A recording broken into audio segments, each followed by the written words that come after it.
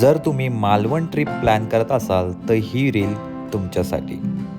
मालवणसाठी कोणतेही रेल्वे स्थानक नसल्यामुळे आम्ही कुडाळसाठी ठाणे स्टेशनवरून ट्रेन पकडली. कुडाळ रेल्वे स्टेशनवरून आम्ही 20 रुपीज देऊन शेअरिंग ऑटोने कुडाळ बस डेपोला येऊन पोचलो. कुडाळ बस डेपोवरून आम्ही मालवण बस डेपोसाठी बस पकडली, ज्यासाठी आम्ही पर पर्सन 51 रुपीज दिले. वॉकेबल डिस्टन्सवर असलेले सेरेना हाऊस, जिथे आम्ही 2 दिवसासाठी 2000 पे केले होते. फ्रेशअप होऊन आणि ब्रेकफास्ट करून आम्ही निघालो सिंधुदुर्ग फोर्टच्या दिशेने. सिंधुदुर्ग फोर्टला पर पर्सन 100 रुपये एंट्री फी आहे.